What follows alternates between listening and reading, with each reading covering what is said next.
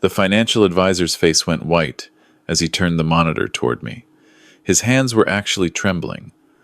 "Mr. Bennett," he said, his voice barely above a whisper, "this portfolio, it's been actively managed and reinvested since 1989. The Apple stock alone." He paused, swallowing hard. "Sir, you're looking at $89 million." I stared at the screen. The numbers blurred together. $89 million. But let me back up, because I need to tell you how a 7-year-old retired high school principal ended up in a Merrill Lynch office in downtown Vancouver on a gray January morning, clutching a water-stained notebook I'd found in a storage locker I'd almost forgotten I had. My name is Thomas Bennett. For 35 years, I was the principal of Sir Winston Churchill Secondary in Vancouver. Before my nephew Marcus and his financial advisor wife Sarah took everything from me, I thought I had a decent retirement ahead. A modest pension, a paid-off house in Kitsilano, some savings. I thought I was set. I married Margaret when I was 25. She was an artist and graphic designer, one of the early adopters of digital design back in the mid-82nds when most people didn't even own computers.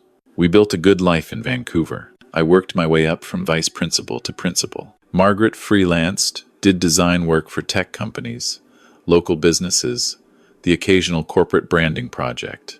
We never had children of our own. Margaret had endometriosis. After years of trying, we accepted it and poured our energy into our careers and each other. My brother David and his wife died in a car accident on the Sea to Sky Highway when their son, Marcus, was 8. It was 1995. Margaret and I didn't hesitate. We took Marcus in, raised him as our own. He lived with us in our Kitsilano house, went to the school where I was principal, graduated, went to UBC for business. We paid for everything. His tuition, his residence, his books. We wanted to give him the life his parents would have wanted for him. Margaret died of a sudden heart attack 10 years ago. She was only 57. We were walking along Kitsilano Beach one Sunday morning in April, and she just collapsed, gone before the ambulance arrived. It shattered me. Marcus was 27 then, working at a bank downtown. He'd just started dating Sarah, a woman he'd met at a financial planning seminar. After Margaret's funeral, I threw myself back into work. 2 more years until retirement. I kept busy, attended every school event, stayed late marking papers, anything to avoid going home to that empty house filled with Margaret's paintings and design portfolios. Marcus and Sarah got married a year after Margaret died. I paid for half the wedding, about $35,000. It was at the Fairmont Hotel, Vancouver, very elegant. Sarah's family paid the other half. I wanted to honor Margaret's memory by supporting Marcus. He was the closest thing we had to a son. I retired at 65.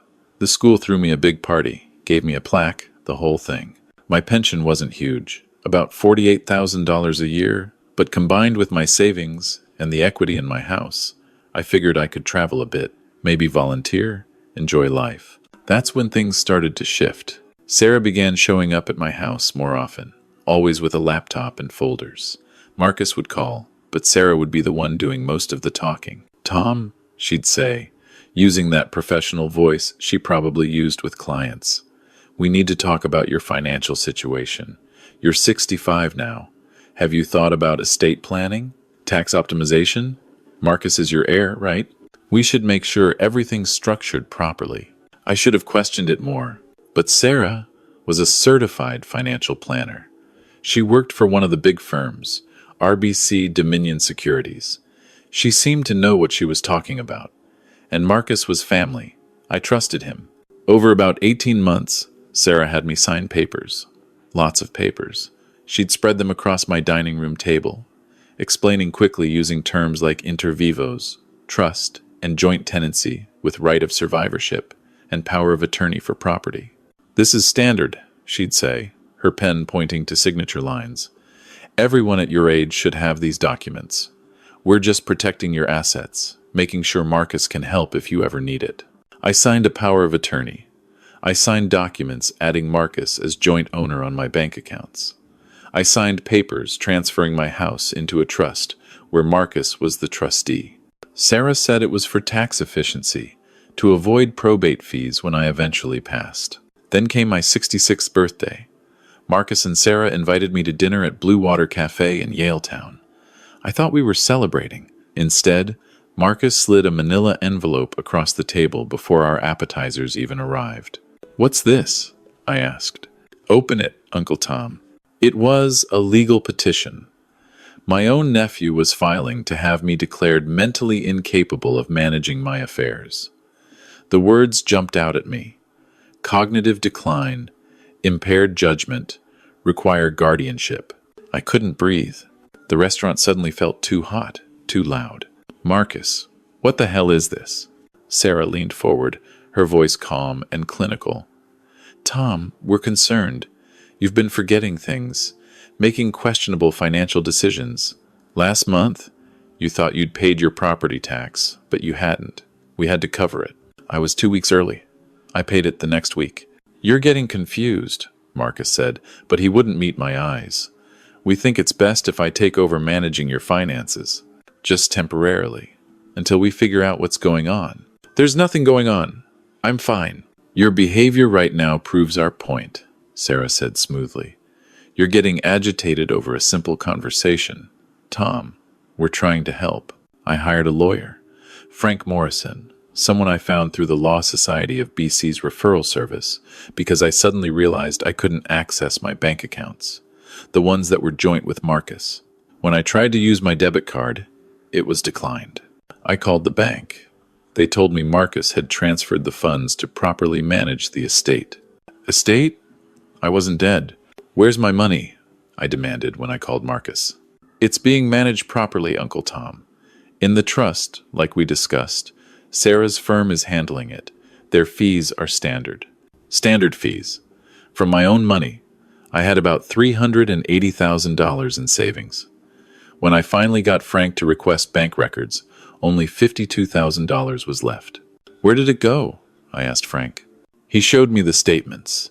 Financial management fees, investment consulting, estate planning services. Sarah's firm charged you $328,000 over the past year.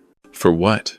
According to these invoices, comprehensive portfolio restructuring, tax optimization, consulting, estate planning. But Tom, these fees are astronomical. This is fraud. The court hearing was in September at the BC Supreme Court in Vancouver. I sat there in my best suit, the gray one I'd worn to retirement dinners and school ceremonies, though it was getting a bit snug around the middle. Sarah had hired Christina Park, one of Vancouver's top estate lawyers. Frank was completely outmatched.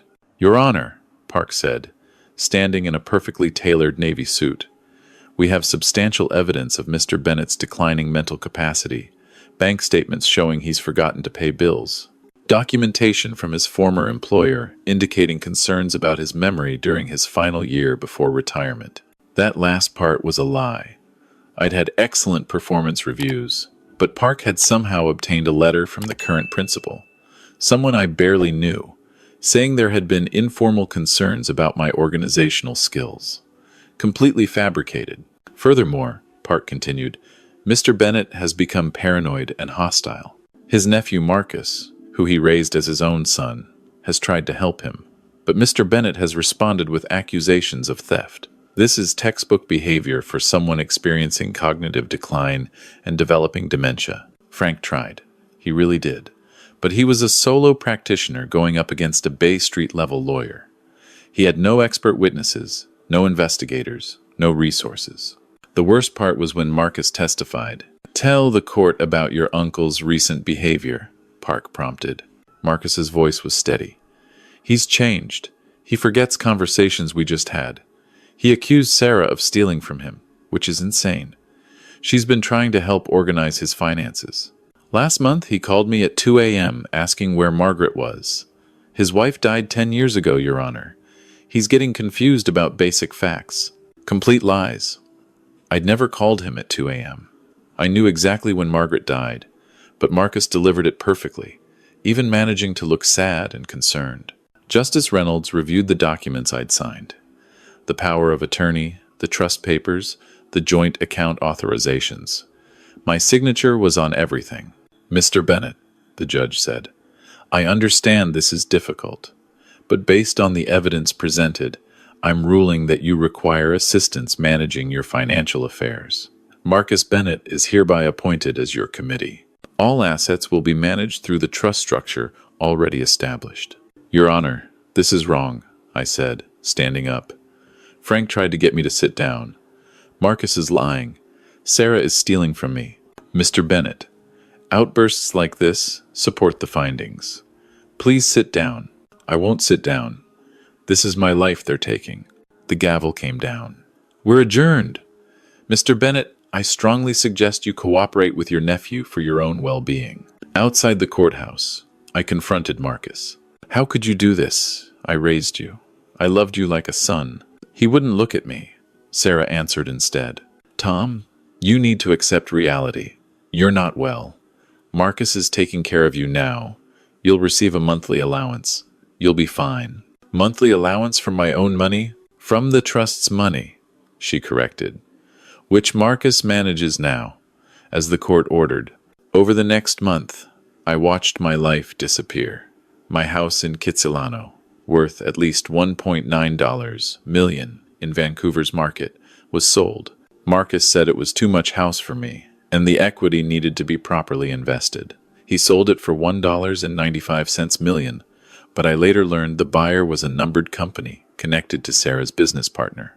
They flipped it 6 months later for $2.4 million. My pension, my savings, everything was now controlled by Marcus.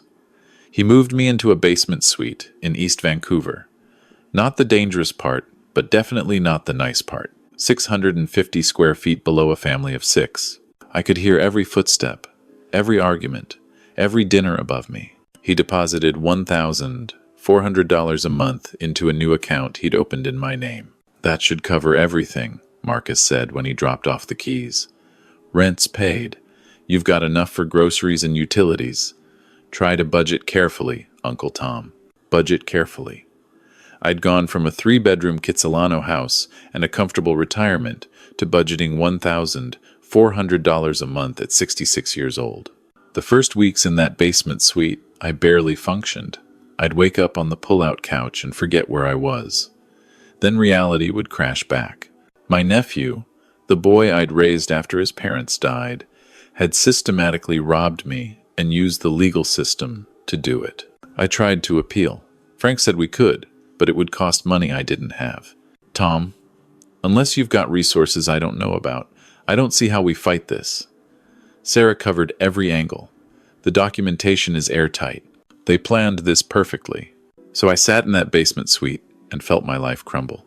66 years old, broke, alone. No wife, no family, no home, no dignity. I stopped shaving regularly, stopped cooking real meals. I'd buy the cheapest groceries at No Frills and eat standing at the counter. What was the point of pretending life was normal? One evening in late December, I got a notice from the storage facility where I'd kept some boxes. The unit was 3 months overdue. Marcus had been paying it from my account, but apparently he'd stopped. I had 30 days to clear it out or they'd auction the contents. I took the bus to the storage vault facility in Richmond.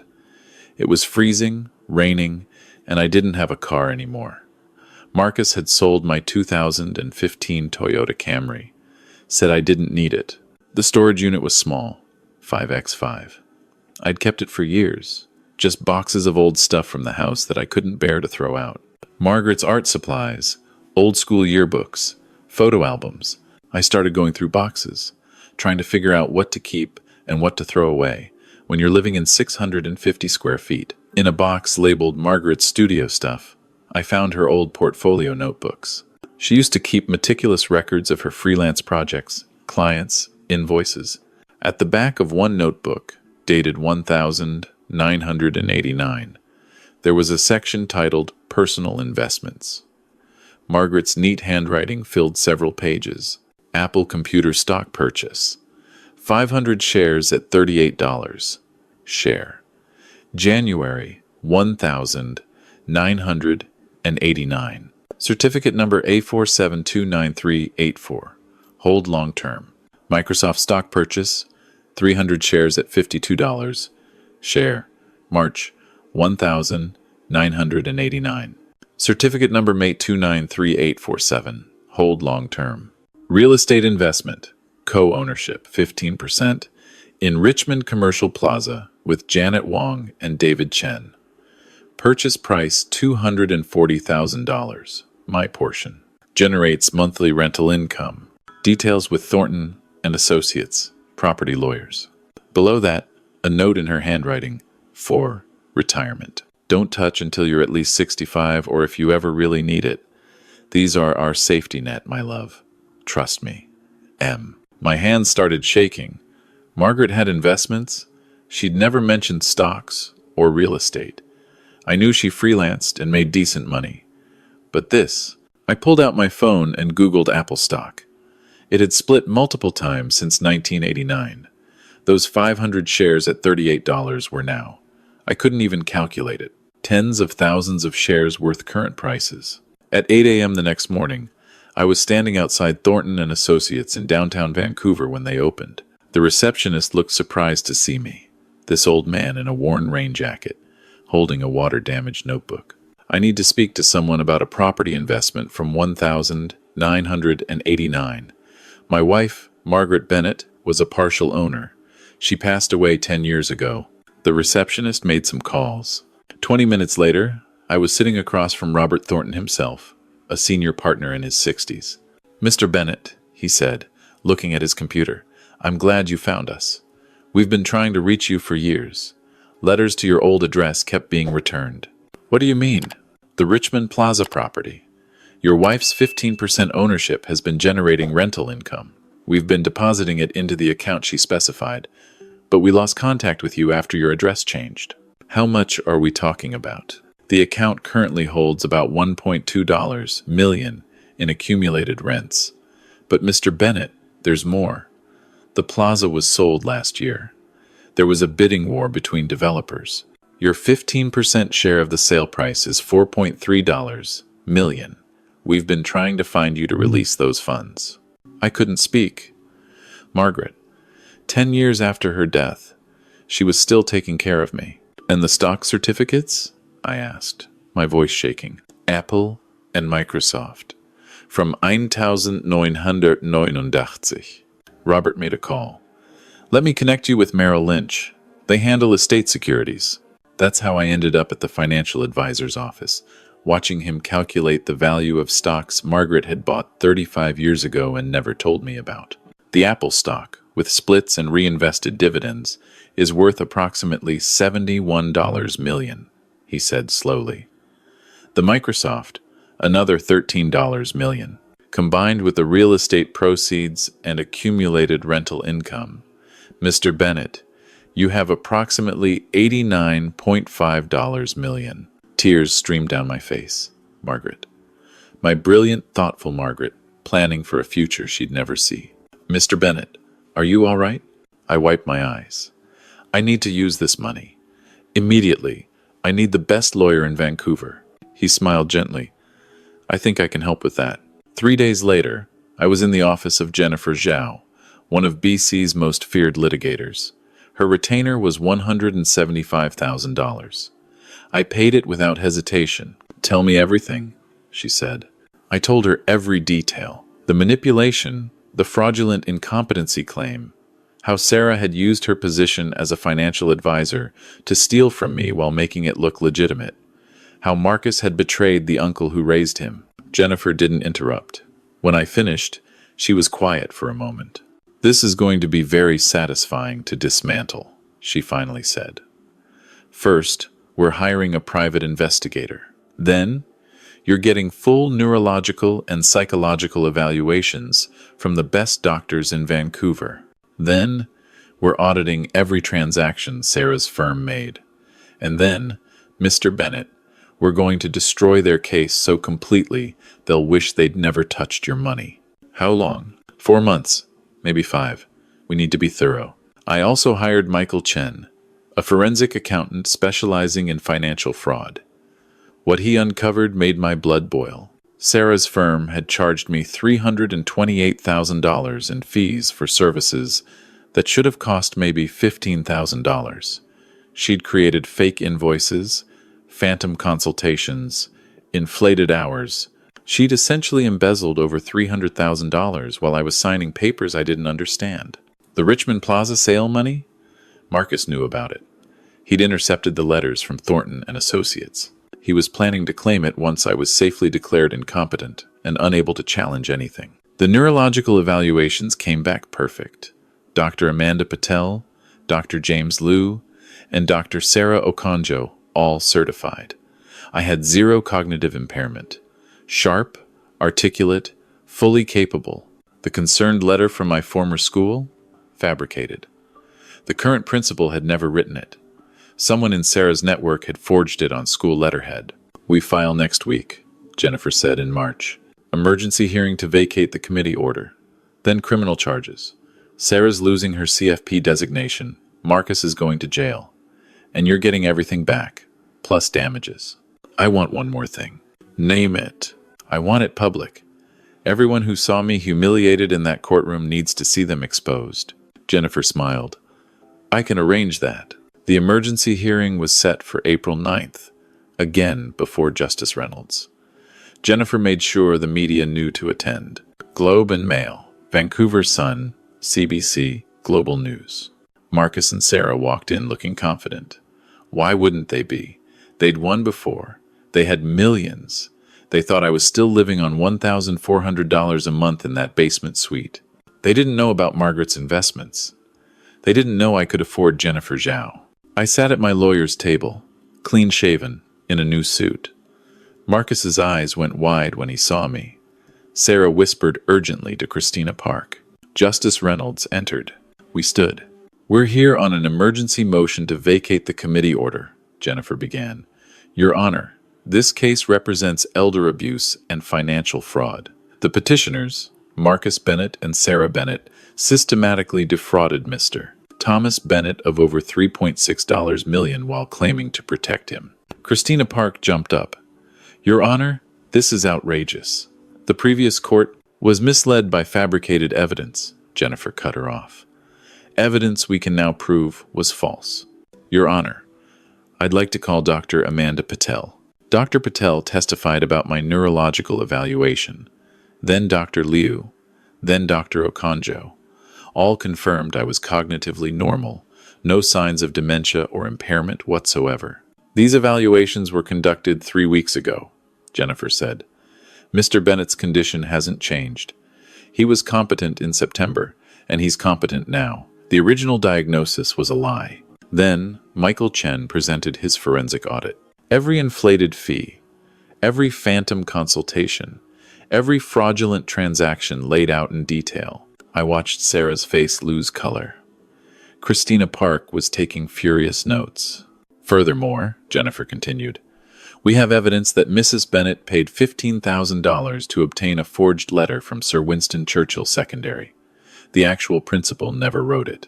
We have his sworn affidavit." She called the investigator who'd tracked down the forger, a paralegal who'd been desperate for money and had agreed to create the fake letterhead document. "Your Honor," Jennifer said, "we're requesting immediate vacation of the committee order, return of all assets, and referral to Crown Counsel for criminal prosecution. We're also filing civil suit for fraud, elder abuse, conversion, and intentional infliction of emotional distress. We're seeking full restitution plus $5 million in punitive damages." Justice Reynolds reviewed the documents in silence. The courtroom was packed. Reporters filled the gallery. Finally, the judge spoke. "I've reviewed this evidence. The neurological evaluations clearly demonstrate Mr. Bennett is fully competent. The financial analysis reveals systematic fraud. The forged documentation is deeply disturbing."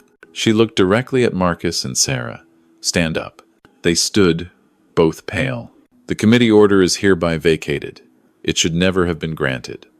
All assets are to be immediately returned to Thomas Bennett.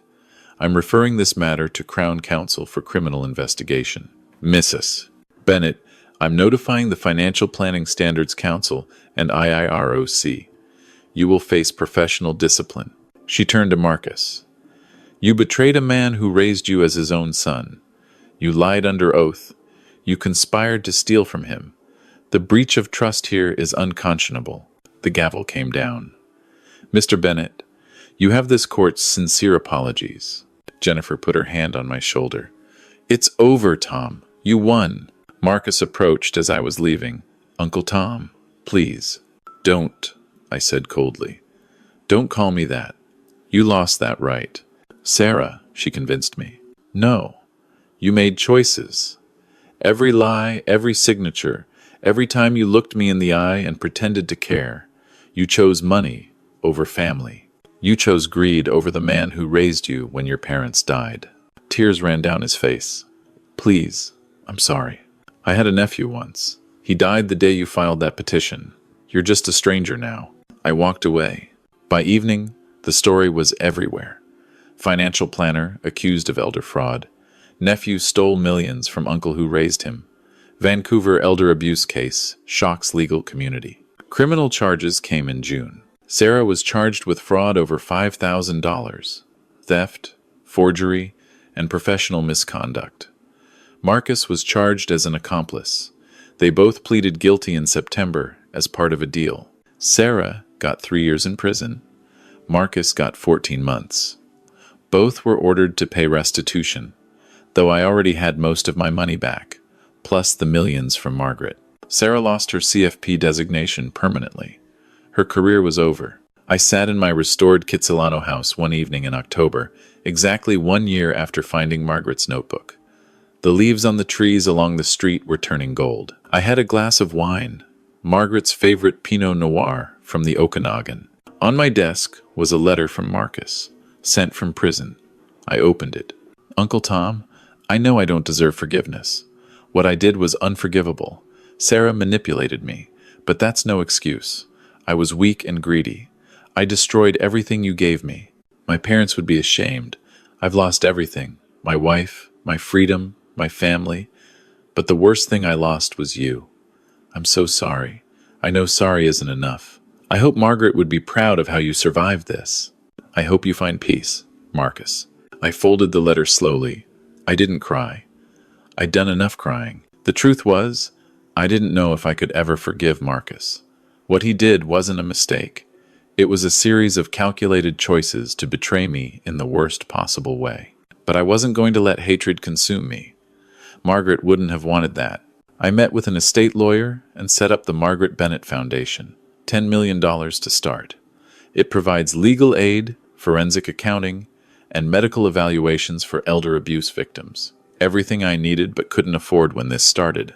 I also established 5 full scholarships at Emily Carr University for female art and design students. Margaret had been one of the few women in digital design in the 80 seconds. I wanted to help more women follow that path. The rest, I invested conservatively. I bought a small cabin near Tofino, just a place to read and walk the beaches. I donated to cardiac research. I traveled to places Margaret and I had always talked about visiting, and I wrote everything down. Every detail. So if anyone ever tries this again, there's a record of who I am and what I survived. 3 months after Marcus's letter, Sarah sent one too. I burned it without opening it. Some betrayals don't deserve a response. On what would have been our 43rd anniversary, I drove to Kitsilano Beach where Margaret had collapsed. I sat on the seawall with a photo of her. You knew, I said to her picture. You knew I might need that safety net someday. You were always thinking ahead, always protecting me. The waves rolled in. A container ship moved slowly across English Bay toward the harbor. I miss you every day. But I'm okay now, better than okay. I'm using your gift the way you'd want, helping people, making a difference. I touched the photo gently. I don't know if I'll ever talk to Marcus again. Part of me still loves him. But I don't trust him. Maybe I never will. And that's okay. Forgiveness doesn't mean letting someone back in to hurt you again. The sun was setting behind Vancouver Island, turning the sky orange and purple. I'm 67 now, and I'm just starting to understand what really matters. Not money, not assets. What matters is integrity, doing right even when it costs you, being honest even when lying is easier. I stood up, my knees creaking slightly. Age catches up to everyone. Thank you, Margaret, for everything, for the life we had, the love you gave me, for protecting me even after you were gone. I promise I'll make you proud. I walked back to my car as the streetlights came on along the beach. Tomorrow, I had a foundation board meeting. We were expanding services to help victims in Victoria and Kelowna. But tonight, I just sat in the quiet, listening to the ocean and thinking about the strange turns life takes. How loss can lead to discovery. How betrayal can reveal strength you didn't know you had. How even in your worst moments, if you're lucky and stubborn enough, you can find your way back to yourself. Marcus took everything from me. But in doing so, he gave me something too. Clarity. He showed me who really mattered. He taught me that blood doesn't guarantee loyalty. And Margaret gave me something more valuable than money. She gave me security, independence, the power to fight back. The means not just to survive, but to help others survive too. I fell asleep that night thinking about a quote Margaret had on her studio wall from Maya Angelou. You may not control all the events that happen to you, but you can decide not to be reduced by them. I wasn't reduced. I was refined, stripped down to what really mattered and built back stronger.